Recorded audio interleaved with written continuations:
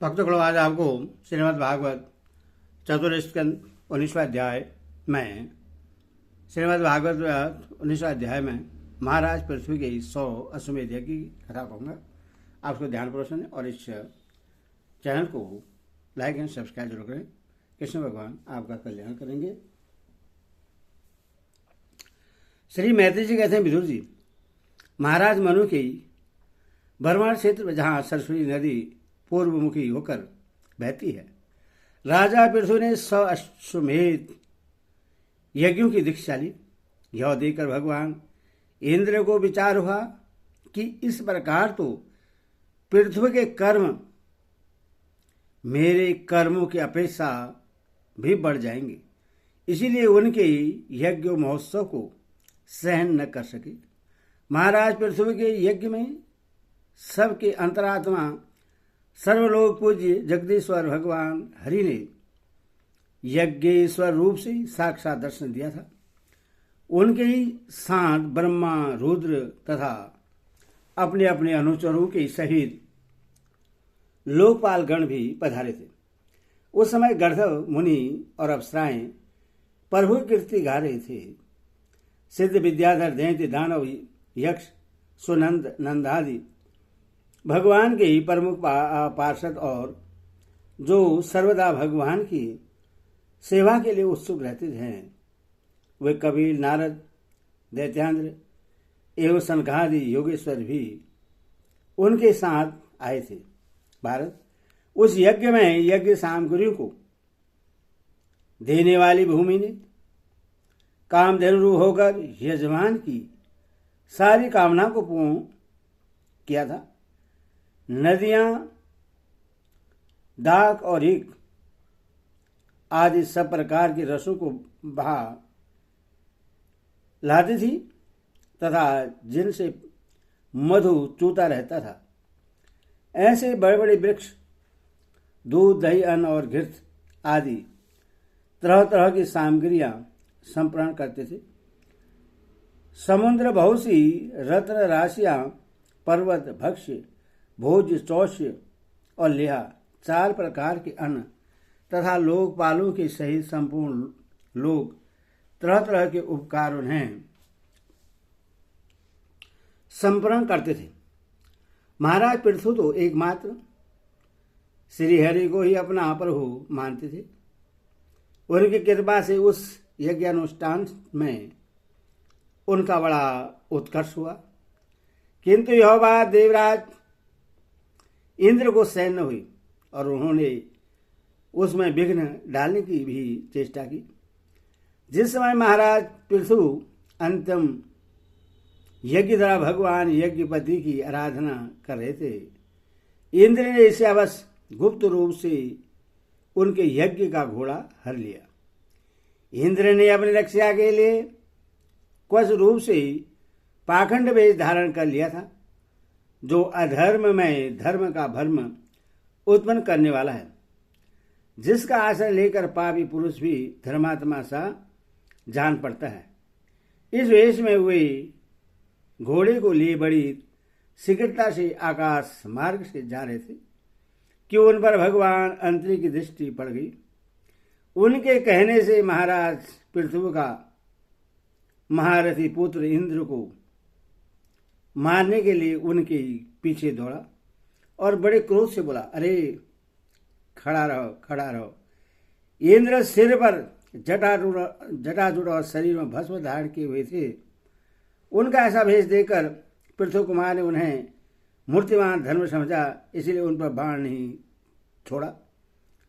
जब वह इंद्र पर वार के बिना ही लौट आया, तब महर्षि अंतरी ने पुनः उससे इंद्र को मारने के लिए आज्ञा दी। बस इस देवता धर्म इंद्र ने तुम्हारे यज्ञ में विघ्न डाला है, तुम इसे मार डालो।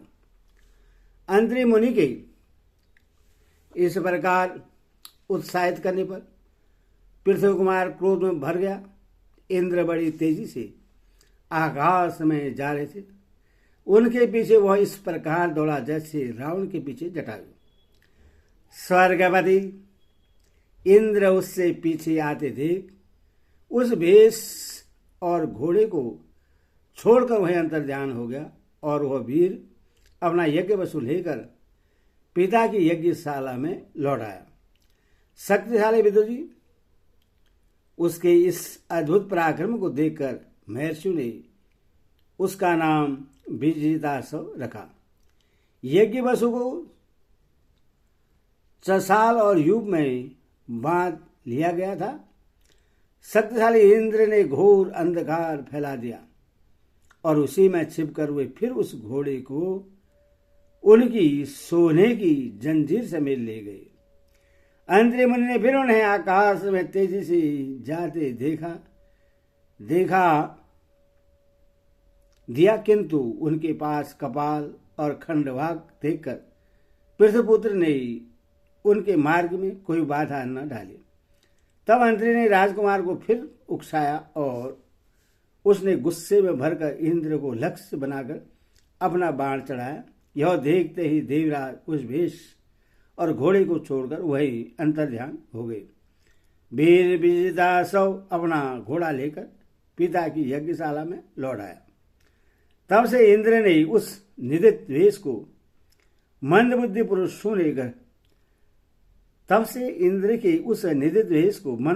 पुरुषों ने ग्रहण कर लिया।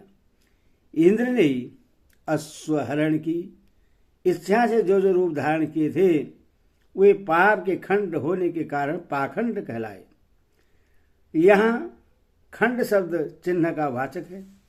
इस प्रकार पृथ्वी के यज्ञ का विध्वंस करने के लिए यज्ञ वसु को चुराते समय इंद्र ने जिन्हें कई बार ग्रहण करके त्यागा था, उन नग्न, रक्तांबर तथा कपालिक आदि पाखंडपूर्ण आचारों में मनुष्य की बुद्धि प्राय मोहित हो जाती है, क्योंकि वे नास्तिक मत देखने में सुंदर हैं और बड़ी बड़ी युक्तियों से अपने पक्ष का समर्थन करते हैं।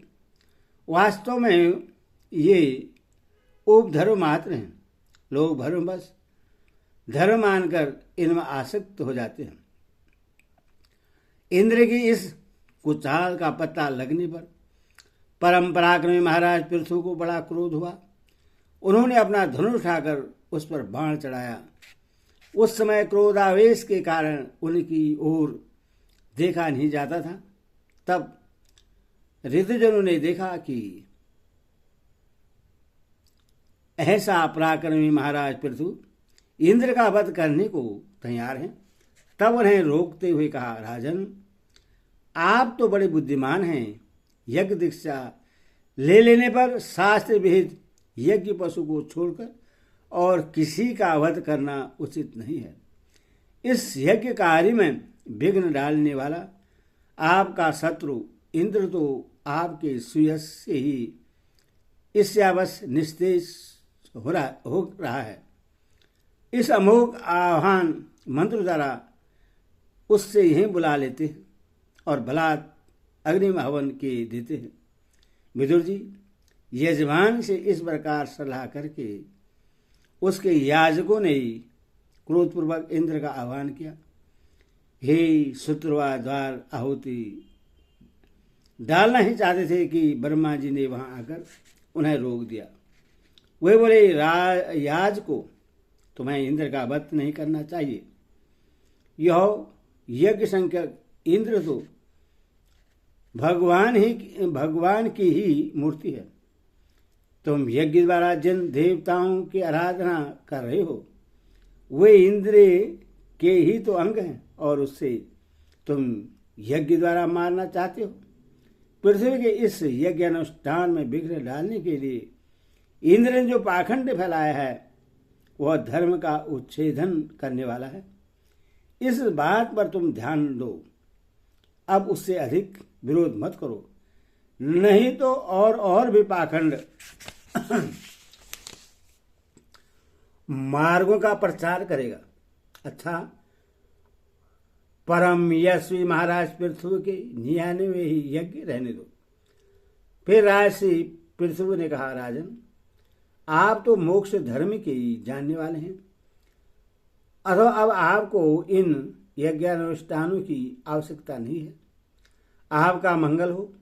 आप और इंद्र दोनों ही पवित्र कीर्ति भगवान श्री हरि के शरीर हैं। इसीलिए अपने ही स्वरूभूत इंद्र के प्रति आपको क्रोध नहीं करना चाहिए। आपका यह यज्ञ निर्विघ्न समाप्त नहीं हुआ, इसके लिए आप चिंता न करें। हमारी बात आप आदरपूर्वक स्वीकार कीजिए। देखिए, जो मनुष्य विधाता के बिगाड़े हुए काम को बनाने का विचार करता है, उसका मन अत्यंत क्रोध में भरकर भयंकर मोह में फंस जाता है। बस इस यज्ञ को बंद कीजिए। इसी के कारण इंद्र के चलाए हुए पाखंडों से धर्म का नाश हो रहा है, क्योंकि देवताओं में बड़ा दुराग्रह होता है। जरा देखे तो जो इंद्र घोड़ों को चुराकर आपके यज्ञ में विघ्न डाला था, उसी की रची हुई इन मनोहर पाखंडों की ओर सारी जनता खींचती चली जा रही है। आप साक्षात विष्णु के अंश हैं। वह इनके दुराचार से धर्म लुप्त हो रहा था। उस समयोचित धर्म की रक्षा के लिए ही आपने उसके शरीर से अवतार लिया है। अथवा प्रजापालक पृथु जी, अपने इस अवतार का उद्देश्य विचार कर आप भृगु आदि विश्व रचयिता मुनीश्वरों का संकल्प पूर्ण कीजिए। यह प्रचंड पाखंड पथ पर इंद्र की माया अधर्म की जननी है, आप इसे नष्ट कर डालिए। श्री मैत्री जी कहते हैं, लोक गुरु भगवान वर्मा जी के इस प्रकार समझाने पर प्रबल पराक्रमी महाराज पृथु ने यज्ञ का आग्रह छोड़ दिया और इंद्र के साथ प्रीतिपूर्वक संधि भी कर ली। इसके पश्चात जब वे यज्ञान स्नान करके निवृत्त हुए, तब उनके यज्ञों से तृप्त हुए देवताओं ने उन्हें अभिष्ट वर दिए। आदिराज पृथु ने अत्यंत श्रद्धापूर्वक ब्राह्मण को दक्षिणा दी तथा ब्राह्मणों ने उन्हें सत्कार से संतुष्ट होकर उन्हें अमोघ आशीर्वाद दिए। वे कहने लगे, महाबाहु, आपके बुलाने से जो पितर देवता ऋषि तथा मनुष्यादि आए थे, उन सभी का आपने दान मान से खूब सत्कार किया। हरि ओम तत्सत। हरि ओम।